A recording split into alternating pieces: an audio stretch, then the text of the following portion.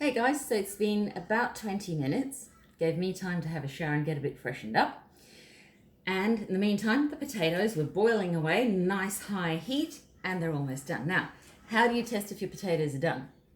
With a fork. If you try and test them with a knife, the knife goes through too easily and you could still end up with lumps in your mashed potato. But the fork won't pass easily through the potatoes until they are properly done. So if you have a look here, I'll just put you so you can see into the pot. If you have a look there, I can now stick the fork easily all the way through that potato. All right, so that's what you're after. Okay, now some people pour this water straight down the sink, throw it away. But especially with the colder weather coming on, if you save that, that makes the best. That is the best potato stock to start a lovely homemade soup, which is another recipe I'll give you maybe next week. All right, so I'm going to save that water because I'm going to make a beautiful homemade soup for the family. So I'll just put the bowl there, and we'll put the colander on the top. Oh, that's not very stable. Hang on, let's do this. Put that there. There we go. And I'm going to save my potato stock.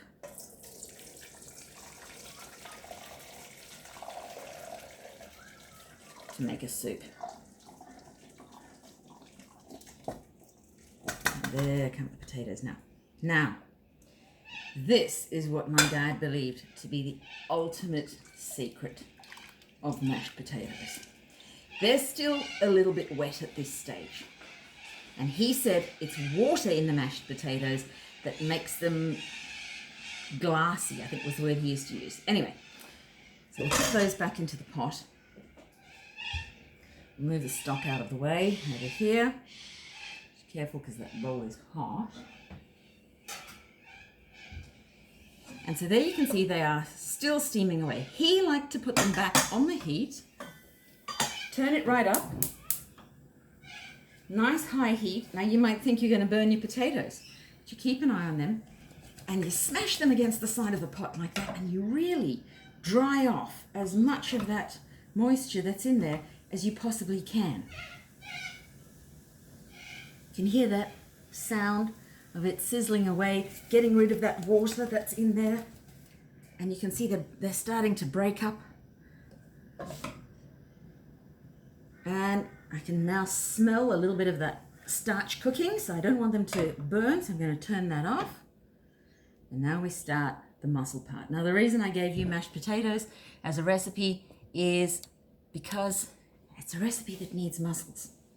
My dad was a big, strong man, and he used his muscles and his strength to make the mashed potatoes. So you don't want to cheat on this part. You want to smash these potatoes up. Don't try and save time on this. You take as long as it takes to get every last little lump out of the mashed potatoes. So much so, in fact, I'm going to pause this for a second and I'll get back to you. Okay, so we're back. Now you can see those are all nicely smashed up. You really don't skimp on this stage. People hate lumps in the mashed potato. So, really give it your all. So use your potato masher, use your muscles. You're going to have to use them again for the next stage. And you can see that is beautiful. Now, a lot of people think they're done at this point. They serve you this, just like this. They're not my dad. No. This is far from done. All right, and I'm just going to dump that potato masher in the same bowl with the stock because all of that's going to add to my beautiful soup that I'm going to make next. All right, so don't freak out here.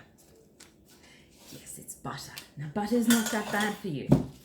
My dad ate what most people would think of was far too much butter for his whole life, and he lived to be 81. And in the end, what did he die of? Perkins disease, not a heart attack. So enjoy your butter. It makes things taste great, and all those French people can't be wrong. Just chuck it in, just have some butter. It's not like you're going to do this every day, but it's beautiful, especially in the cold weather. Okay, then I like to use a wooden scraper.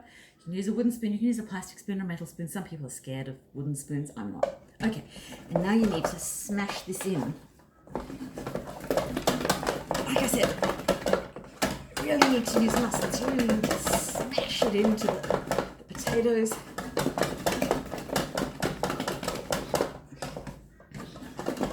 Until all that butter is melted in.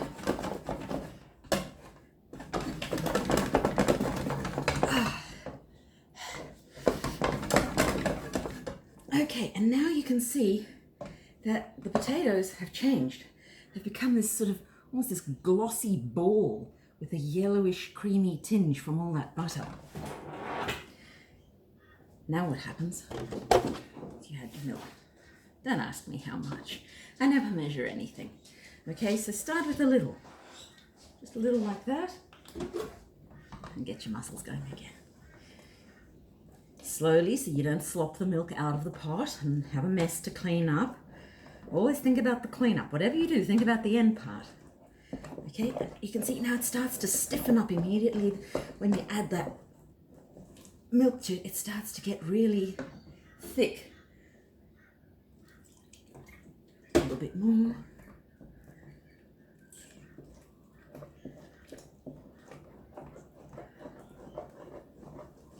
Now, if you just copy your recipe straight from the past, that's okay. It's a faithful copy. But I reckon each generation needs to add something. Make it special as you pass it down the line.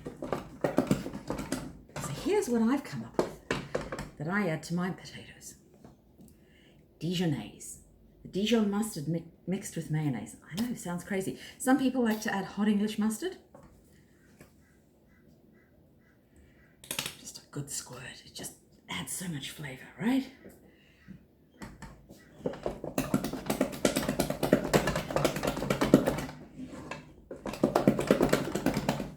Alright, so at this stage you've got beautiful, creamy, thick mashed potatoes.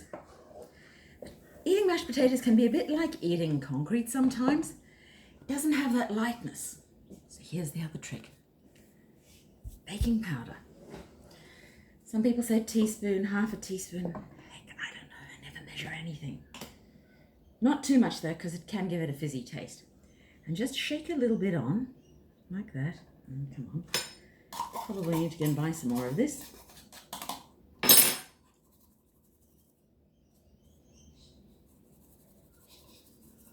should do it.